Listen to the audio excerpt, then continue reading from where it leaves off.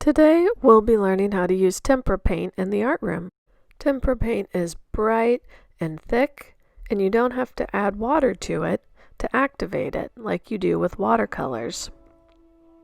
Because the paint is thick, you can't really create small details, but they're great for large graphic images like this hot air balloon. Think about our unit on beauty and how you could use those ideas for new artwork using tempera, like flowers, painting trees.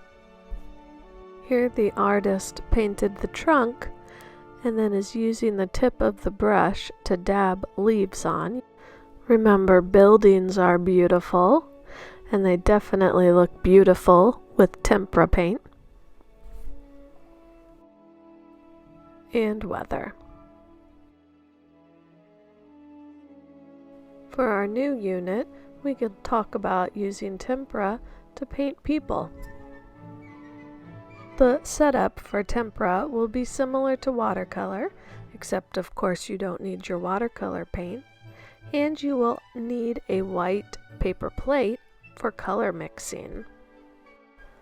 Another big difference is that when you begin your drawing, you're going to use a black oil pastel to draw your picture. I'm drawing a portrait of myself, a self-portrait. So I start with an oval or circle for the head, nice and large, a neck, and shoulders. Football shape or ovals for the eyes.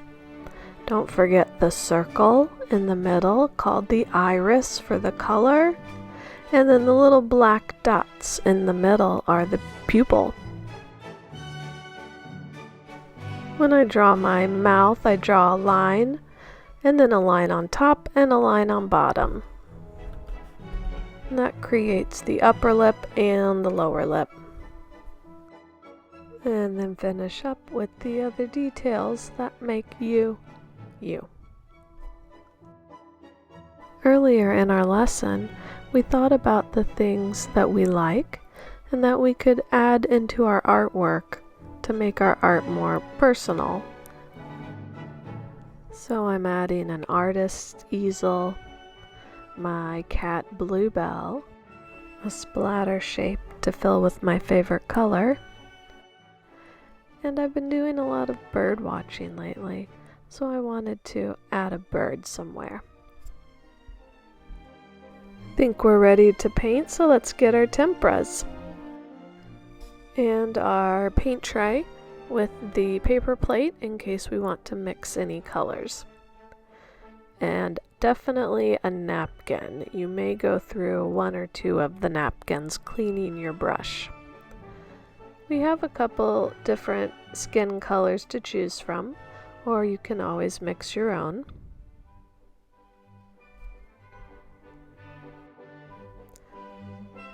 Here I am going over some of the areas I painted to remove extra paint.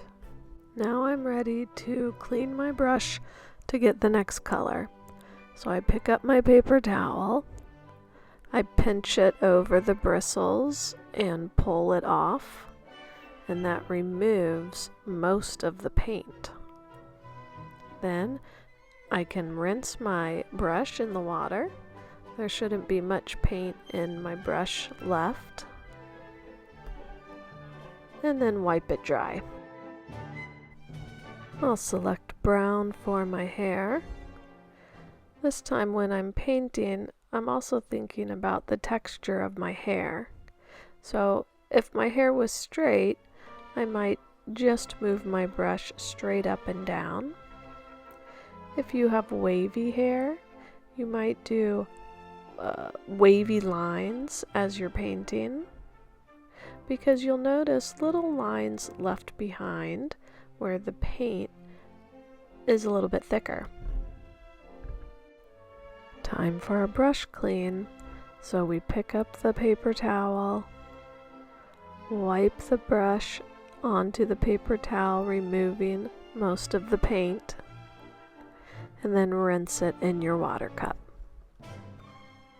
Don't forget to dry it before choosing a new color. Moving on to blue for my eyes, and my favorite color is blue, so my splatter will get painted. I'm also going to add a little blue to my artist's easel while there's still blue on my brush. You know what? I think I'll paint my cat too. My cat Bluebell is actually gray, but I'm going to put another color on top of her. Oops, I accidentally got a little brown in my brush, but that's okay because blue and brown do kind of make a gray color. Forgot to paint my ears. I made my bird into a cardinal, one of my favorite birds that comes to the feeder. And I'll add a red while my brush has red on it to my paint easel. Now I'm going to mix a color because I want to make some pink. So I cleaned my brush pretty well, put some red on the palette, and then I'm going to put some white on. Mix the two together and you wind up with a lovely pink. I can paint my lips and add pink to my palette. And some rosy cheeks. Why not? I'll choose some purple for my background, and I'm almost done. Once you paint in a large area like your background, you can go over with a cleaner brush and it will erase or remove some of those painting lines that get left behind where the paint gets thicker.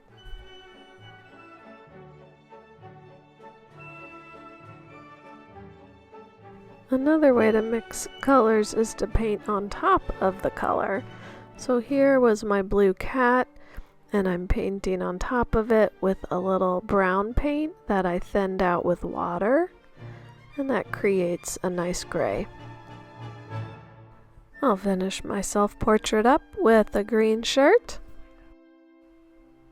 and a little green on my artist's easel. I think I'm done. I love how it turned out. Once you're finished, you can clean your brush and your little water bowl one last time, take your paper towel and your plate and throw them away. Have fun, and I can't wait to see what you create.